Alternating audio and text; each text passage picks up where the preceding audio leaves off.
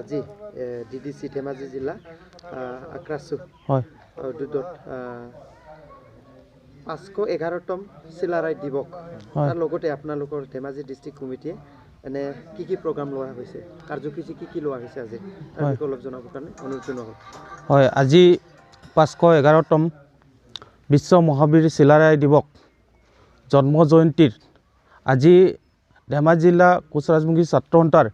মুখ্য কাৰ্যালয়ত আজি এদিনীয়া কাৰ্যসূচীৰে চিলাৰায় দিৱস লোৱা পাতা হয় আৰু এই কাৰ্যসূচীত ইতিমধ্যে আমি ৰাতিপুৱা 9 বজাৰ লগে লগে আমি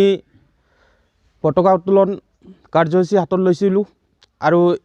সেই পতাকা উত্তোলন কাৰ্যসূচীত আমাৰ ধেমাজি জিলা কোচ ৰাজবংশী ছাত্ৰ সন্থাৰ সভাপতি বাদল বৰ্মন ডাঙৰীয়াৰ নেতৃত্বত তেওঁ পতাকা উত্তোলন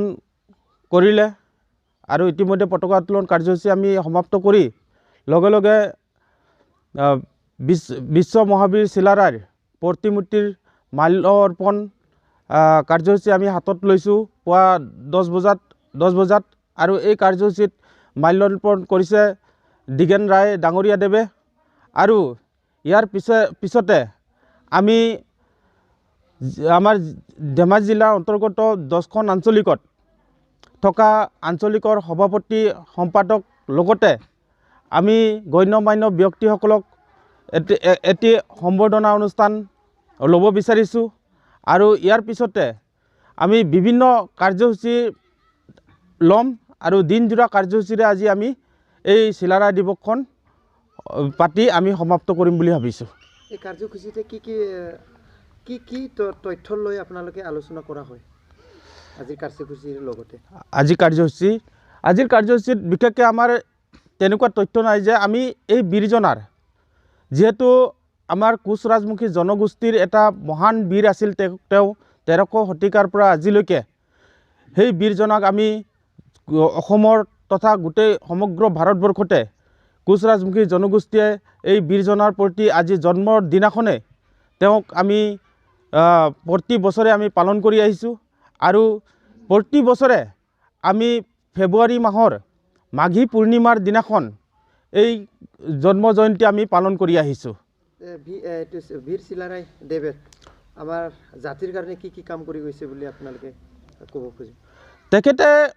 আমাৰ জাতিৰ কাৰণে ইতিমধ্যে তেখেতে বহুত কাম কৰি গৈছে। ধৰক কোচবিহাৰৰ পৰা ধৰি তেখেতে সমগ্ৰ ভাৰতবৰ্ষত তথা অসমত তেখেতে বহুত যুদ্ধ কৰি গৈছিলে আৰু মহান ডাঙৰ মন্দিৰ আমাৰ কামাখ্যা মন্দিৰ তেখেতে বনাই গৈছিলে। গতিকে তেনেকৈ বহুত ধৰণৰ তেখেতে আমাৰ কোচ ৰাজবংশী জনগোষ্ঠীৰ হয় আৰু গোটেই অসমীয়া জনগোষ্ঠীটোৰ হয় অসমত তেখেতে বহুত ডাঙৰ কাম কৰি গৈছে। আৰু তেনেধৰণৰ আপোনালোকে কি মন্তব্য ৰাখিব খোজে তাৰ মাজেদি আজি সকলো ৰাইজক? গতিকে আজি এই দিনটোতে আমি সকলোকে আমি যাতে পৰৱৰ্তী যিহেতু নেকি আমাৰ অনাগত দিনবোৰত এই মাঘী পূৰ্ণিমাত আৰু যাতে তেওঁৰ ভালদৰে যাতে সুচাৰুৰূপে তেখেতৰ দিনটোক আজি এদিনীয়া কাৰ্যসূচীৰে আমি কৰিছোঁ কিন্তু অনাগত দিনটো যাতে আমি ডাঙৰকৈ 3-4 দিনীয়া প্ৰগ্ৰেমেৰে কাৰ্যসূচীৰে আমি হাতত লৈ তেখেতক আমি